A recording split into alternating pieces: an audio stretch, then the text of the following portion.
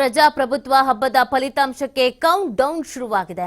ನಾಳೆ ಮತ ಎಣಿಕೆ ಹಿನ್ನೆಲೆ ರಾಜ್ಯದಾದ್ಯಂತ ಬಿಗಿ ಬಂದೋಬಸ್ತನ್ನು ಕೈಗೊಳ್ಳಲಾಗಿದೆ.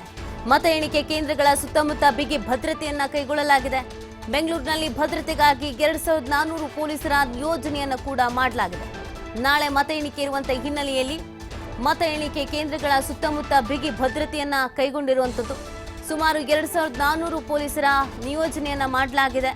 1524 ಜನ ಪೊಲೀಸ್ ಸಿಬ್ಬಂದಿ, 13 ಸಶಸ್ತ್ರ ಮೀಸಲು ಪಡೆ, 4 ಕ್ಯೂಆರ್ಟಿ ಸಿಆರ್ಪಿಎಫ್ ಸಿಬ್ಬಂದಿಯನ್ನ ಸೇರಿ ಒಟ್ಟು 2400 ಜನರನ್ನ ನಿಯೋಜನೆ ಮಾಡಲಾಗಿದೆ.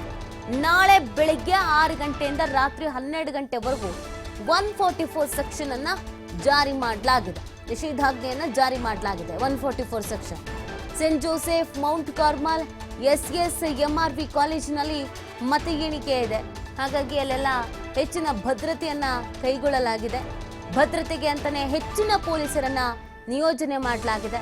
1524 ಪೊಲೀಸ್ ಸಿಬ್ಬಂದಿ, 13 ಸಶಸ್ತ್ರ ಮೀಸಲು ಪಡೆ, 4 ಕ್ಯೂಆರ್ಟಿ ಸಿಆರ್ಪಿಎಫ್ ಸಿಬ್ಬಂದಿ ಸೇರಿ ಒಟ್ಟು 2400 ಇಷ್ಟು ಸಿಬ್ಬಂದಿಯನ್ನ ನೇಮಕ ಮಾಡಲಾಗಿದೆ. ಮತ್ತು 144 ಸೆಕ್ಷನ್ ಅನ್ನ ಜಾರಿ ಮಾಡಲಾಗಿದೆ. ಯಾರು ಗುಂಪು ಸೇರೋ ಹಾಗಿಲ್ಲ, ಹೆಚ್ಚು ಜನ ಸೇರೋ ಹಾಗಿಲ್ಲ, ಗಲಾಟೆ ಮಾಡೋ ಹಾಗಿಲ್ಲ, ಕೂಗೋ ಹಾಗಿಲ್ಲ, ಇದ್ಯಾವುದು ಕೂಡ ಮಾಡೋ ಹಾಗಿಲ್ಲ. ಸೊ ಬಹಳಷ್ಟು ಭದ್ರತೆಯನ್ನ ಕೈಗೊಳ್ಳಲಾಗಿದೆ. ಯಾವುದೇ ರೀತಿಯಾದಂತಹ ಅಹಿತಕರ ಘಟನೆಗಳು ನಡೀಬಾರದು ಅನ್ನುವಂತ ನಿಟ್ಟಿನಲ್ಲಿ ಪೊಲೀಸ್ ಸಿಬ್ಬಂದಿ ಕೂಡ ಅಲರ್ಟ್ ಆಗಿದ್ದಾರೆ. ಹೆಚ್ಚಿನ ರೀತಿಯಾದಂತಹ ಭದ್ರತೆಯನ್ನ ಕೈಗೊಳ್ಳಲಾಗಿದೆ. ಎಲ್ಲಿಯೂ ಕೂಡ ಯಾವುದೇ ರೀತಿಯಾದಂಥ ಗಲಾಟೆಗಳು ಆಗೋ ಹಾಗಿಲ್ಲ ಅನ್ನುವಂಥ ನಿಟ್ಟಿನಲ್ಲಿ ಫಲಿತಾಂಶ ಏನೇ ಬರಲಿ, ಏನೇ ಇರಲಿ, ಯಾರೂ ಕೂಗಾಡೋ ಹಾಗಿಲ್ಲ, ಗಲಾಟೆ ಮಾಡೋ ಹಾಗಿಲ್ಲ. ಆ ನಿಟ್ಟಿನಲ್ಲಿ ಹೆಚ್ಚಿನ ಭದ್ರತೆಯನ್ನ ಕೈಗೊಳ್ಳಲಾಗಿದೆ.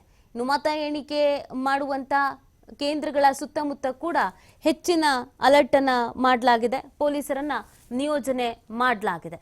ಇನ್ನೇನು ಕ್ಷಣಗಣನೆ ಪ್ರಾರಂಭ ಆಗಿರೋದು. ನಾಳೆ ಪ್ರಜಾಪ್ರಭುತ್ವದ ಹಬ್ಬದ ಸಂಭ್ರಮ ಇದ್ದೇ ಇರುತ್ತೆ. ರಿಸಲ್ಟ್ ಬರ್ತಾ ಇದೆ. ಇಷ್ಟು ದಿನ ಕಾದಿದ್ದು ದೇಶದಾದ್ಯಂತ ಪ್ರಜೆಗಳು ಕಾಯ್ತಾ ಇದ್ದಾರೆ ನಾಳೆ ಏನಾಗತ್ತೆ ಅಂತ. ಸೊ ಆ ಒಂದು ಕಾಯುವಿಕೆಗೆ ನಾಳೆ ಉತ್ತರ ಸಿಗುತ್ತೆ. ಆ ನಿಟ್ಟಿನಲ್ಲಿ ಹೆಚ್ಚಿನ ಭದ್ರತೆಯನ್ನ ಕೂಡ ಕೈಗೊಳ್ಳಲಾಗಿದೆ. ಹೆಚ್ಚಿನ ಸಿಬ್ಬಂದಿಯನ್ನ ನಿಯೋಜನೆ ಮಾಡಲಾಗಿದೆ. ಎಲ್ಲೂ ಕೂಡ ಯಾವುದೇ ರೀತಿಯಾದಂಥ ಘಟನೆಗಳು ನಡೀಬಾರದು, ಅಹಿತಕರ ಘಟನೆಗಳು ಅನ್ನುವಂಥ ನಿಟ್ಟಿನಲ್ಲಿ ಪೊಲೀಸರು ಸಿದ್ಧತೆ ಆಗಿದ್ದಾರೆ.